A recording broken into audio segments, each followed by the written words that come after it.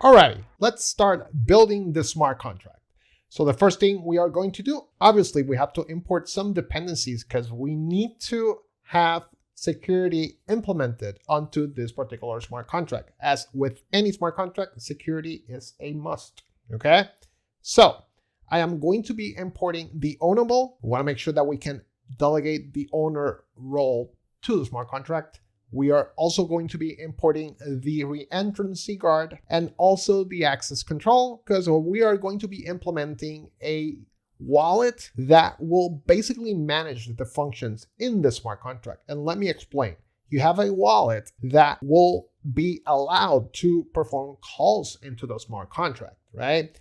Let's say we have the function to create the user profile. This will allow us to store the data referenced to a particular user that has connected onto the platform. If we leave the role or we don't set or place rights into that particular function, anyone can call the smart contract and start flooding the database with garbage, with stuff that is not relevant to the platform because there is no control in the call. I am going to be associating a wallet that will be in charge of performing those calls, okay? Which means that the end user doesn't have to pay gas fees, which is also very good, as well as the interaction in the platform. It's more seamless because I don't have to be dealing with the MetaMask transactions. Instead, I am going to take care of that. And all the user has to do is click the button, and on the back, we are doing that interface. So we are going to be using a wallet that will be integrated into the dApp in order for us to do that, okay? So this is where the access control comes into place, all righty? Let's go ahead, let's build the smart contract. So the first thing, obviously, we start with the contract. Let's name this contract to be the UserDB, and we are going to assign the imports that we just did. I am going to add the reentrancy guard, the ownable, and the access control. Awesome, let's continue. So now what I have to do, this is very important, so pay attention carefully on this particular item.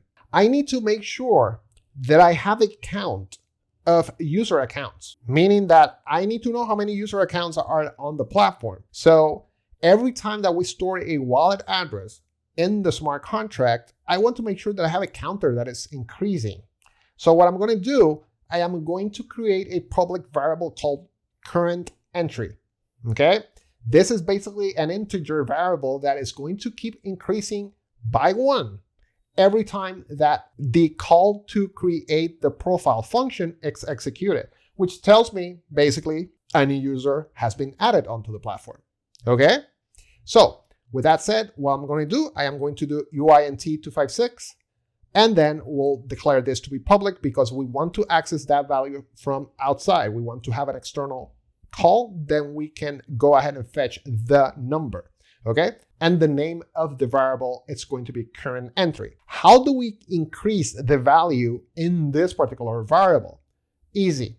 We are going to add double plus signs to the right, which basically tells Solidity every time that this gets run or gets processed, it's going to increment the value by 1, okay? So which means that I am going to place this variable with plus plus below the function to create the user profile, which means that when that user profile gets called, that function to create the user profile, that counter, that value is going to increase by 1. So the variable will start at 0. The first time that I call the create profile, it's going to increase to 1. The next time that I recall the function because a new user has been created, it's going to increase once again to 1, which is 2, and such. And that's how we are going to keep account of the users in the smart contract. And this is the same principle for anything that you need a count for, okay? What other benefits of doing this? It's now I can use this to identify the wallet of the user. Let me explain again. If I have a number, I have the user wallet and I have the number, that quote is the user number or the user identifier. Let's say the first user that joined the platform, that create the account, sign up, that will be user number 1. What is a great benefit of having this? If I want to start dropping ERC20 tokens, I need to know how many wallets am I going to be running the loop that is going to start depositing the tokens, okay? So with that, I will have the amount. So every time that a new account is created on the smart contract, we have an increase in the counter. So I know exactly how many accounts are there. Once I get the exact amount of the users or the accounts, I am going to be using that value also to do my for loop so I can then start dropping the air tokens or airdropping the tokens, right? So I am going to be airdropping the ERC20 bonus tokens to all the wallet addresses that are registered on the platform. But I need to know the amount of wallet. I need to know the amount of wallets. And I also should be able to use the same value to say, okay, now that I know the amount of wallet, let's start counting. Wallet 1, give me the ID. Boom, send the tokens. Awesome, let's go to the next one. Wallet 2, give me the wallet. Send the tokens. Next one, wallet 3, and such. So you see what I'm going. Okay, so this is very important. Okay, we got that. Now let's go ahead and add the first struct. The first struct is going to be the user account struct. This is, quote, the main struct that is going to store all the user information. We are going to be storing what? The account CID, which is the IPFS path to the user profile data. First name, last name, username, and email address. That information will be stored in the user account struct. It will be a string, account CID. This is the placeholder, or basically the property in the struct. Next, I am going to obviously store the wallet address. I need to know the native wallet, or in this case, the wallet that is connected to the application. I am going to be also referencing the wallet in the struct, so I know that this is the native wallet that was used to open the account. So we're storing that. Okay, and this will be address user ID. So basically the wallet that was used to open the account is going to be address user ID. This is where we are going to save that information. Okay, awesome. The next item is going to be the pay wallet. Okay, when we create a brand new account, when we registered a user for the first time, we said at the beginning of this video training that we will going to create an internal ERC wallet. This wallet is not going to be the MetaMask wallet. It's not going to be any browser-based wallet. It's going to be a wallet that will be in full control of the platform. Okay, the user will use that wallet just like a centralized exchange to trade internally in the application, to perform calls, to play any action that requires a Web3 interaction internally in the application will be done with that internal wallet. Okay, so it makes the experience a lot more intuitive. Cool, so we are storing that there. So the moment I create that brand new account, I have to generate that wallet address so that I can pass that onto the struct. Good so far? Awesome. And finally, I have to store the user number. Remember current entry? That is, quote, the counter for my user numbers. So as I go ahead and register a brand new user, we are going to increment that counter by 1, and every user will have a number, and then we'll increment another number, increment. Okay, so user 1, user 2, user 3, user 4. So this is where we are going to also store the user number that got allocated into that user account. Okay, awesome. Obviously, with every struct, we have to do the mapping. So we are mapping what? We are mapping the wallet address. This is the wallet address that is connected to the browser. So this is the native wallet. We are mapping that to what? To the struct. What's the name of the struct? User account. That is the name of the struct. This will be mapped then to the public variable called accounts. So we are going to basically do underscore account. This is the mapping. We're done with the mapping. Now, this is a second struct that we are going to be configuring. This second struct, it's going to reference, listen carefully, it's going to reference the user ID to the platform wallet. This is the wallet that we are going to generate and assign to the user. So then we can go ahead and airdrop those ERC20 tokens, okay? So with that said, I am going to do a separate struct and I'm going to do a separate mapping. So when the time comes to go ahead and deploy those ERC20 tokens and airdrop those tokens to all the user wallets, I can call this mapping directly. Number one, I have already the amount of users because we are counting using current entry, right? So what I'm going to do, I am going to grab that and I am going to call ID one by one to the mapping that we will generate to this particular struct. And let's call the struct user number. Okay. Then inside, what are we going to store? Address, entry, wallet. Awesome.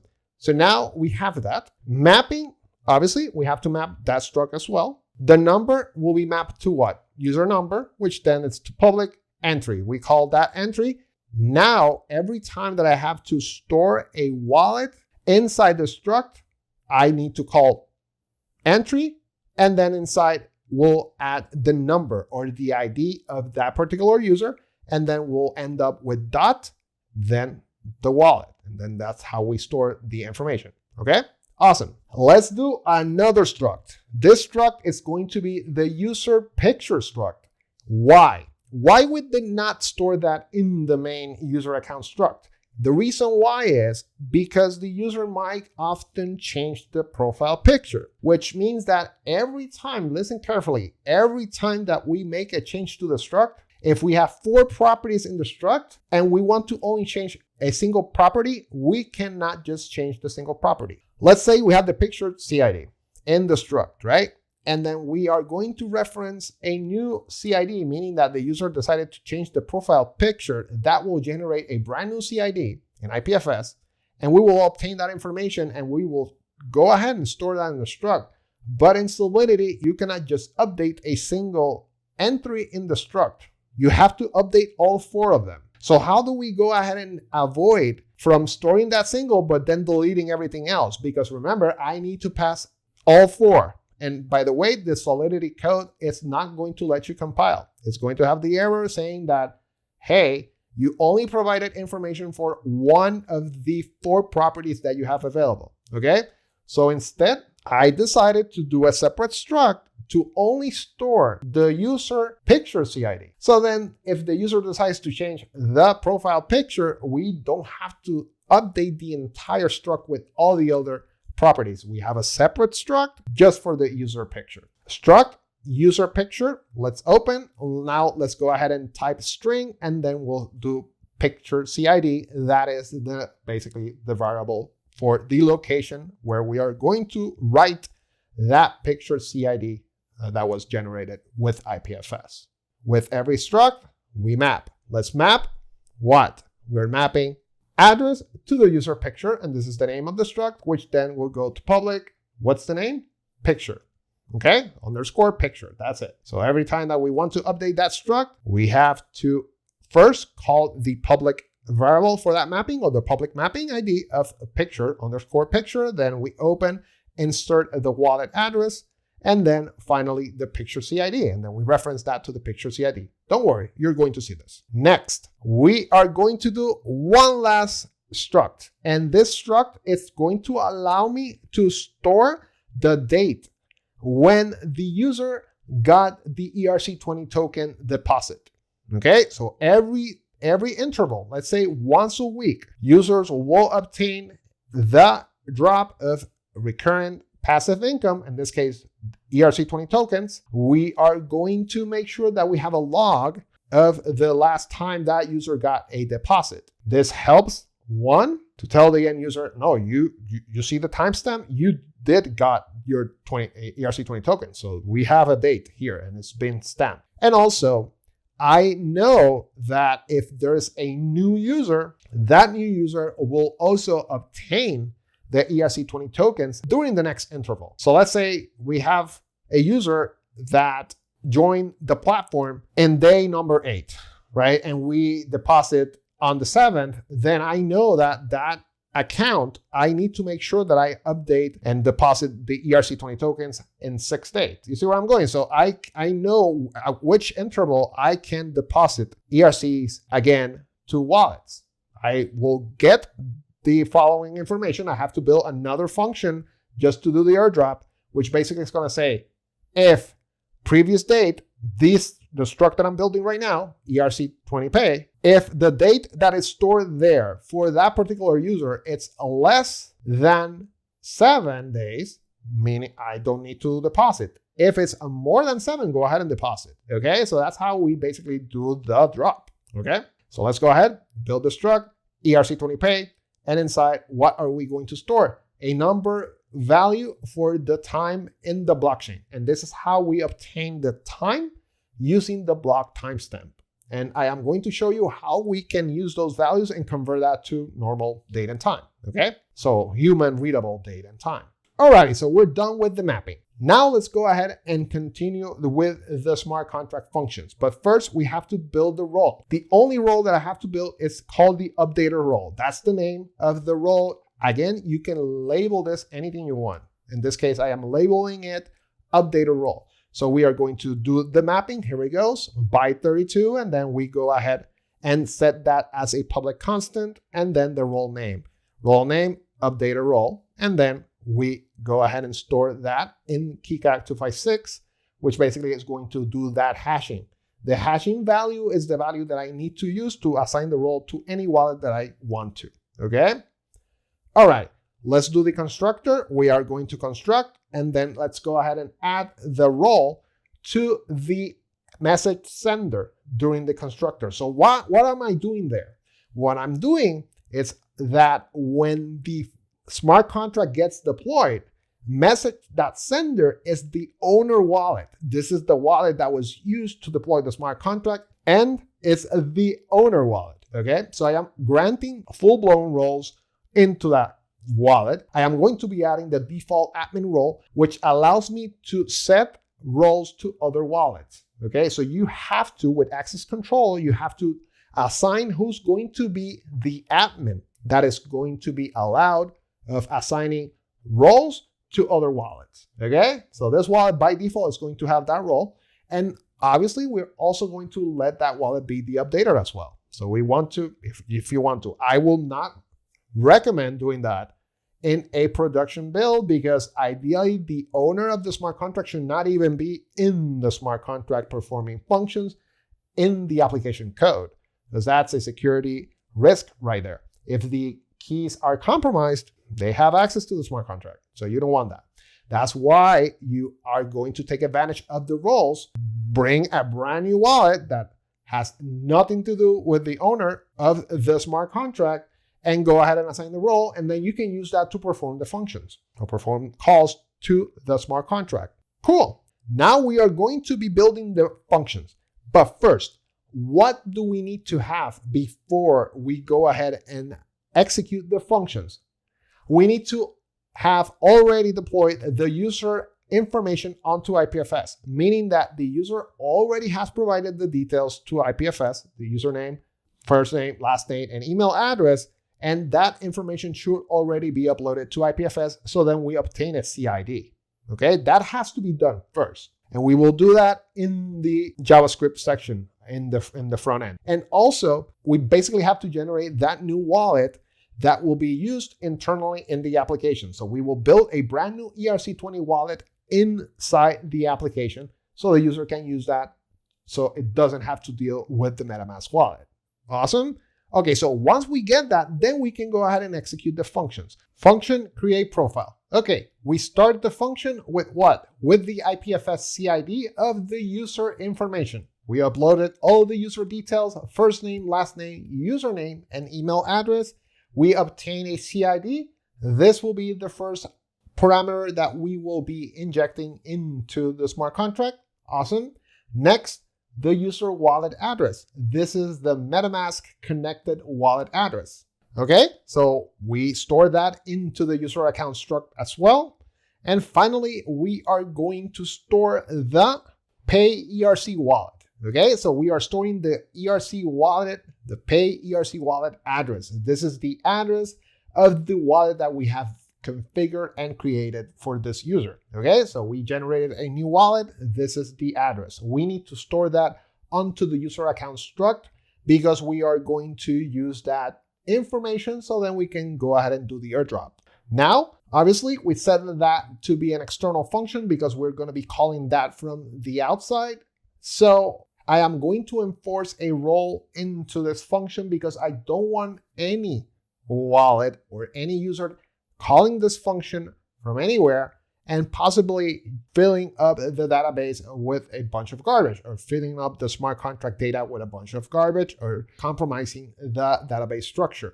So what I'm going to do instead, I am going to add a role. So only the updater wallet is allowed to perform the call. Okay, we have a wallet. This wallet will be stored in the application, and this wallet will take care of this particular transaction. When the user hits the update profile, the wallet will take care of the transaction. And this is the only wallet that is allowed to perform this particular call. Even though that the user is going to create the account, we're going to use a separate wallet to take care of this particular action. Now, let's go ahead and start storing some data. I have to increment the counter. Remember, current entry, we are going to add ++. This will go ahead and raise the value by 1. So if current entry was 1, it's going to raise to 2. So every time there's a new user account, this counter keeps increasing. Now let's go ahead and store the information. What we're going to do, let's call the mapping. The mapping is _account. Remember, that is the user account mapping to the struct. What is the mapping? The address is the wallet address. So we're going to be passing the wallet to be the identifier in the mapping. So the mapping of a wallet, meaning the MetaMask wallet, is going to be associated to this struct. Okay, now we can go ahead and open the struct and start storing the data. Let's start by storing the CID for the IPFS data. Let's then store the user ID, and this is the wallet address. This is how we do it, right? Now let's go ahead and store the current entry ID. This is the latest ID in the counter, or the latest value in the counter. If there were 10 users before and this will be user 11, then it's going to be 11. So current entry will be 11, okay? And finally, we are storing the pay wallet address. This is the new wallet that we have generated in the application. Now let's go ahead and store another information. This will allow me to associate the user account or the wallet to the current entry ID. We have another struct. The struct, it's entry. We are going to associate what? The wallet address to the ID. This is how we do it. Entry, we then go ahead and add the current entry as the mapping value, which then will store the user wallet address. This is not the internal wallet. This is the user native wallet, the wallet that is connected to the platform, okay? And we're done, all right? When we do update profile, we're going to do a similar approach as create profile. The only difference is, as I mentioned earlier, when we need to update a field inside a struct and the struct has multiple properties, like if I need to update a particular property and the struct has multiple properties, what I have to do is I have to update the changes on the property that I want to update, right? But then I still have to pass the other values that I'm not going to be updating, which means that I have to first, let me see what was stored in the struct before. I am going to create some variables. In this case, what I'm going to do, let's go ahead and obviously we're going to add the role because again, this only will be called by the updater role. Then I am going to find the information that is existing in that struct that is already stored there. I am going to save that into a variable because I need to repass that once again. Okay, I only want to update the update profile function. It's only to update the user information in IPFS. So when we do a change in IPFS, that is basically a new file. IPFS is going to generate a new CID, which means that I have to send that information also to the smart contract so it gets updated. So in essence, the only field inside the struct that will be updated is the account CID. But I still have 3 other properties that I still have to make sure that they are safe. I need to pass what information was there before so the other info is intact. Okay, so what I'm going to do, I am going to read the struct again. I am going to grab the values that I am not going to modify, and I'm just going to store them in a variable so then I can repass them once again. Why I do this? To refresh. Why I need to do this is because when you update a struct that has multiple properties, you cannot just update one of them. You have to update all of them, or you have to write all of them. The struct, you have to write every single property. If the struct has a single property, then perfect, then you update that single property. But if the struct has 4 properties in this case, more than one. If I don't want to update those values, I still have to read what was there before so I can store it on a var and pass it again. Okay? This is what I'm doing right now. I am also going to save the user number because we're not changing this. This is to update the profile. Let's say the user decided to change the email address for some reason or the username. I want to make sure that the other information is intact. Okay, so this is how we do it. We go ahead and pass the information that we don't want to change by reading it first and then just passing it once again onto the value. And I'm actually highlighting it so you can see the arrow. Basically what it does, it's actually referencing something that was already there, but I made sure that it was not going to change. We're only going to be changing the account CID. Okay. Now what I'm going to do, I am going to create another function. This is to update the user picture. Benefit of having a separate struct, as you saw earlier in the beginning of this smart contract deployment or the smart contract coding, I built another struct to store the user picture. Why? Because it's very common for the user to change the profile picture, which means that I don't want to be updating the entire user account struct. I could have placed the profile picture in as a property in the same struct as user account. I could, but guess what? I have to also store, once again, everything else. Like I show you on the update profile function, that I had to update all that, even though that I'm not going to make changes, I still have to read them and pass them again. With the user picture, I am only storing changes for the user picture ID. Okay, so every time that the user decides to upload a brand new picture as the profile picture or change the avatar, guess what? I am going to go ahead and update this particular struct, which is the user picture. Okay, so let's go ahead. Function update picture. We are going to be storing the new CID for the user picture and the wallet address. Okay, same procedure. We're going to have the user role, updated role. And now we are going to open the public mapping of picture underscore picture wallet. What's the wallet? The user wallet that is connected to the platform. Again, we already know that. Now let me go ahead and open the struct user picture, and let's go ahead and store the picture ID, referencing new CID, which is the details that I'm passing, which I obtained from IPFS. And don't worry, you're going to see this whole magic right in front of your eyes. Okay, cool. And that's it. We have done the update picture. Then we have two more functions. We have three more functions, but they're very quick. We're almost there. We're almost done with this. Okay.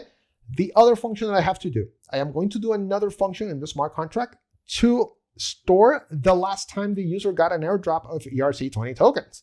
Okay, because we want to make sure that we tell the user, no, I gave you the tokens. Last week, on this date, I gave you the tokens. Okay, so there you go. There you have them.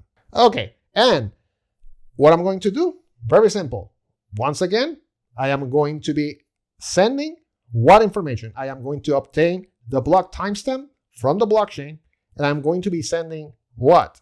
The wallet address, because I need to reference the mapping to the user wallet. This is not the internal wallet, by the way. This is not the internal wallet. This is the user wallet, because I need to tell the end user, hey, your account is your wallet, right?